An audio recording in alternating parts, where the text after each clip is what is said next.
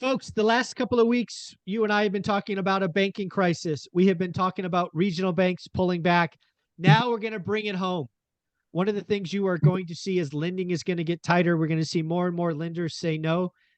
And you know what? That is going to impact folks on my channel. Convoy Home Loans, both Dustin and Jonathan are going to talk about a $6 million deal that almost got in this wild environment. Who wants to start the story? John can. Yeah, so we were it's a new they're doing a rehab. Obviously, it's a bridge debt. This one's bridge as well. And bridge debt, it was a purchase where they were going to do like 15% down and finance 100% of the rehab. Obviously, this was during the this was last month, so it's been going on for I think like 3 weeks. And yeah, so right in the teeth of the crisis. Yeah, it wasn't long at all. So when we first started the process, everything was great. Everything was dandy. We were like, okay, we're ready to go. New luxury build. It was going to be used as a short-term rental. So everything was set. Plans, budgets, all approved. So we went in. And then SVB happened. And then, Signature Valley Bank happened. And then, all these other things started happening. And all of a sudden, our loan amount that was from 6 million at 85 started shrinking, more and more and more. And they were starting to really, really tighten up. And our fund was saying, hey, like we can't, like with the risk going on in the market right now, we can no longer give you the full amount of 85%. It can't work of the purchase price. It doesn't matter if the ARV is going to be worth 9-10 million. Doesn't matter, because this is the current situation right now. And we have to close, but I can't give it to you. So we were in a situation where I think a lot of lenders were as well, where we were just stuck a little bit, right? We were stressing out every day because the market was just going all crazy. And because of that, now, I mean, we obviously got the deal done, but Dustin kind of described the back end of it and how we kind of worked through it. But that was our struggle, right? So I'm introducing the struggle that happened in the last 3 weeks. Dustin can continue the story on the middle and the kind of the end of it. Yeah, no, I mean, we were, it was about a week and a half in, and then obviously the collapse happened. And we basically have, not just one private fund that we work with, but multiples. And we pretty much had to pivot in the middle of everything without necessarily having sorry, 1 second here. Ooh, did I send that? Sorry. We had to pivot in the middle of the process, which is never fun for us, never fun for the client. The client's got a bunch of money out there, spent all the money getting all the plans, and has got the contractors there ready to go. We pulled a fast one about, 10 days into the middle of the process, and we pretty much pegged 2 of our funds against each other, saying, hey, look, the guy down the street is willing to do it. If you don't do it and match what you said you were going to do, we're going to pull it from you. What do you know? The original, lender or fund that we were going to go with came back and was like, all right, we'll go ahead and fund it at the 85% that we said we would do. So it was a stressful time because it was a big loan for us and a big client for us. But we kind of used some of the powers that brokers have. And one of those that a lot of people don't know that goes on behind the scenes is we can leverage our partners against each other to say who wants the deal.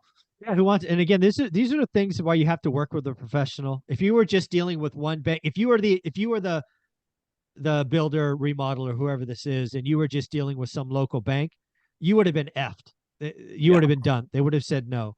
Working with a broker, professionals who have decades of experience in this business, there are additional options. Now, they may not be fun. You may repeat processes and all of that, but you got to have somebody that's got your back that's willing to put skin in the game. So, doing the right thing for them is good. Yeah, I mean, the biggest thing for this type of project, like Dustin was saying, just being able to pit 2 together. Not a lot of, I mean, right now in this market, that's even difficult, right? Yeah. Because sometimes people will just I'm seeing lenders and funds go like, just take it then. Like, just take it somewhere else. I'm out. Good. I'm glad I don't have to fund it. Let somebody else fund it. Yeah. So that's kind of the situation we're in right now. That's funny. And we talked about credit tightening last week, but we're starting to see it come into effect and nobody really knows because they don't have any guidelines, right? Nobody really knows how to implement. So they're all implementing in kind of different ways. And I mean, for a deal like this, 5% swing is 300 grand, Yeah, right? exactly. So it's a huge swing every single time it swings 5%. And we were, I think at one point we were down to like, I mean, 70 Wow. leverage. It's $1 million. Yeah, and that's not including the rehab as well, because they were trying Yeah. to on getting enough rehab done. It's like, so it was kind of it was a nightmare, but obviously, I mean, that's the benefit, like Dustin talked about. But it's very important in this market to kind of know, especially if you're going on a bridge, if you're doing a project, a lot of these things clients don't have. They don't have appraisal contingencies. They don't have loan contingencies. Like that's the way they go into these projects because they're buying it so undervalued. So it's very important to know who you're dealing with and who you're going to work with, because that's if you don't work with the wrong people, you're really going to be screwed in this market that we're going into, because this is just the tip of the iceberg. I feel like it's just starting. Yeah. Dude, we're in the first inning. Yeah. I feel like it's gonna get like really, really messy in the coming months, because everyone's gonna start digesting different ways of how to interpret everything. And that digestion is what really kills us, right? And the volatility, like everyone's kind of like, oh no, rates are kind of down, we don't know. Nobody knows what's gonna happen, right? Yeah, this is what I'll tell you is going to happen, in my opinion. I think the deals that get done, so the people that do the work, have a buy box, you guys are going to get better deals this year than last year. But lending is going to be harder. I keep telling people there's a housing market and there's a lending market, and they're not in sync. They're almost never in sync. And lending is going to be the hard time. People got to work with professionals. So I'm going to ask both of you this number. You guys may have different opinions. So something I put out weeks ago is this banking crisis and the regional banks pulling back in such a big way.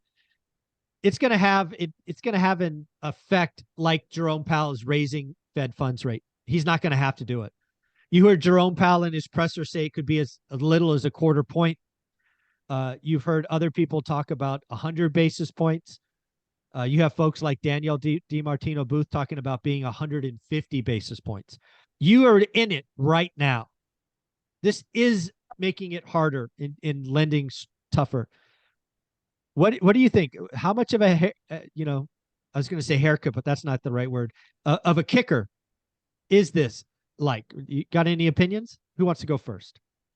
In terms of how much is the banking crisis affecting how far now the Feds will raise their? No, it's acting like a rate increase without being a rate increase. Oh, I mean, we're already, because of the fact that happened, that's why we're not going to be, from 3 months ago, seeing terminal rates expected to hit 5, because we're already feeling, the burden of it. Just because we're going to hit at, 4.25 or 4, like some people think, that rate's really going to feel like 6 or 7 because of this banking crisis. Exactly. Yeah, I mean, I've already had a lot of clients that were going to go with with a bank to do their loan, and they're starting to get turned around because it's just not there. There's no like, I'm told they have 43.9% debt to income ratio. They can't get that approved on the exception. There's a strict 43. So we're seeing it happen. I think the effect of it feeling like, I mean, if you're doing a barometer meeting and everything, I think 100 basis points is pretty fair. I think, because I think 100 is pretty fair in terms of the equivalent, because despite everything, there's still going to be like lenders are still going to do something to try to loosen up whatever they can. And then obviously, Fannie Mae and Freddie Mac are making it kind of hard, but FHA just lowered their PMI, and their like they still have 6 months seasoning for cash out. So it's like there's still like things that are moving around that can make it feel less like 100. I don't know, 150 is a lot. Yeah, 150 is a lot. But I think it's 100. Yeah, I think maybe 100. I think that's probably a fair like reading of equivalent wise.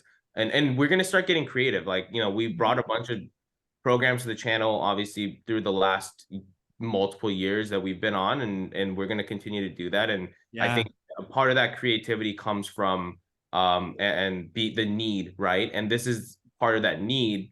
Like we were one of the only lenders doing like DSCR loans 2 years ago, and everyone forgets that DSCR almost went away like a year ago. So it's like, there's a lot of different, things moving around in the back end. So for the average listener, though, for the average consumer, I mean, 100 basis points is, still a lot, right? Just to put it in perspective, like that's still a lot. That's still a lot of a business that could be done that is gonna not be able to get done because of rate hikes.